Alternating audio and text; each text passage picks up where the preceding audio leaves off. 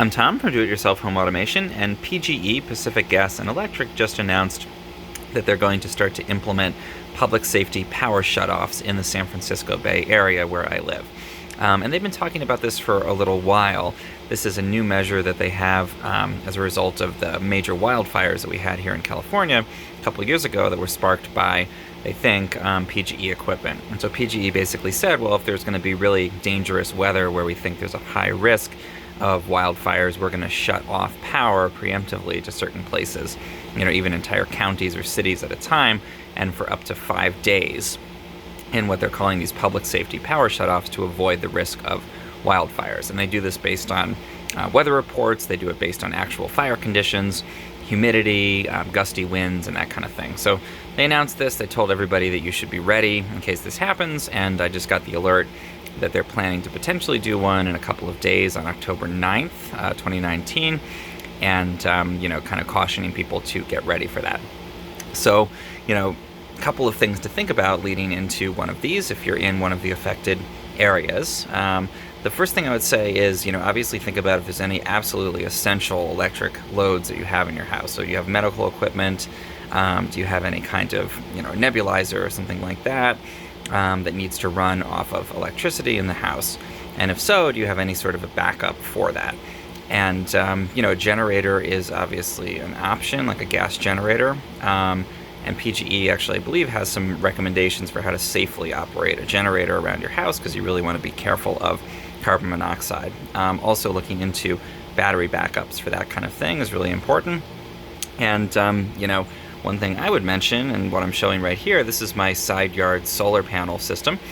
So this is a solar system that I built with panels from Renogy, and it goes into this charge controller back here, and then some batteries underneath here that store the power. And as I showed in other videos, this system is designed so that in normal operation, you can see it's mostly shaded. It doesn't really generate very much power, just enough to keep the battery topped off. But these panels are tied to a long cable that I could actually put up over my fence and then put these on my front stoop or driveway if there was actually a power outage. And that would generate about 250 watts of power, which is enough to operate any sort of medical equipment, but also fans and computer and any sort of the essentials you'd have, at least while the sun is shining, and then with enough battery backup to be able to actually run those for a little bit at night, or run a basic 12-volt lighting system. So something to consider if you live in an area that is going to be affected by one of these public safety power shutoffs. Even if you don't have any kind of solar panels of your own that are tied into the grid, consider getting an off-grid system like this. You probably can't mount it on your house permanently, but you can do what I've done, which is to set it up not connected to the house at all. And then obviously you could put these out in a sunny location if you needed to generate power during a shutoff. So one thing to keep in mind, and there's lower risk than with a generator, and obviously lower cost and noise with something like this. Some other things to think about: if you do have solar panels on your house that are tied into the grid, you might be thinking, well, those will provide power during this outage. And in some instances that's the case, but with many kinds of solar panels that tie into the grid, they're designed to actually stop generating power if there is an outage. And that's to protect line workers, so if the power goes out, your panels aren't still putting live power into the grid, which could injure somebody. So if you have solar panels, definitely check. Sometimes they come with a disconnect, where you can disconnect from the grid and allow them to generate power as a backup. Tesla does solar panels that do this, and several other companies do offer that with grid-tied batteries and that kind of thing. But if you don't know that you have that, then it's very likely that you don't, and even if you have solar panels, you probably will not get power from them during one of these public safety power shutoffs. So just something, again, to check into and keep in mind.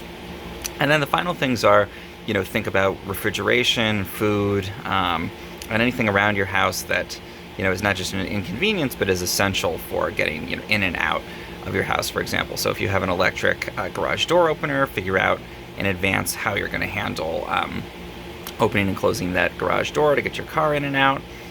Think about if the areas around you may be affected, so you may want to fill up your car and get fuel in advance. Thinking about lighting is really important.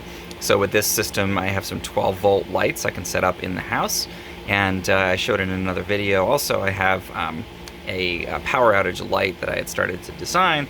That's a battery-powered light you can hang, and it's a diffuser on it that lights up the whole area around your house.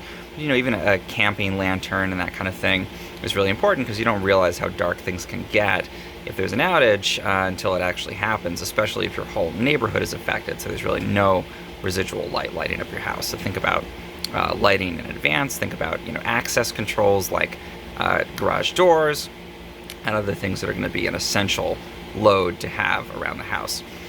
Heating and cooling, also very important in refrigeration. So obviously if the refrigerator is out for 5 days, you're not going to be able to keep everything in there cool. One thing to look into, because these are planned or predicted events, is to get dry ice in advance that you could potentially put in a fridge or freezer to keep the materials in there, keep the food in there at a reasonable temperature over time. You can often get dry ice at a supermarket. You can look up online whether they have them. This Penguin brand is one that I like. So that's something to look into. And then also heating and cooling for the house. So do you have anyone in your household that is very sensitive to temperatures? If so, you may want to make arrangements to spend some time somewhere else if things get very hot, because often these public safety power shutoffs are going to correspond to hot, dry times when there's a higher fire risk, and so cooling is going to become much more important in your home. If you don't have people with a particular sensitivity, then some things to think about are, can you set up a battery-powered fan or one that runs off of a off-grid solar panel system like this to at least get some air circulation going in the house? Can you open and close windows and that kind of thing to maximize airflow and just try to keep things comfortable? So those are all some considerations to think about as we, as a whole sort of community, start to plan for these public safety power shutoffs. It's possible this one won't happen.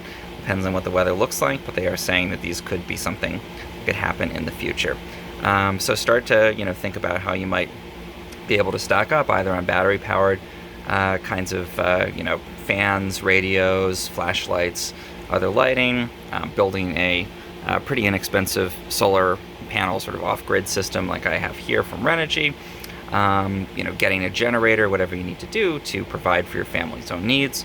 And also, obviously, think about water and food that you might want to have in the house, cans and things that won't go bad, and maybe even lay in some dry ice in advance if you have the opportunity. If you found this helpful in any way, or you just want to see what ends up happening with this, please subscribe to my channel. It really helps.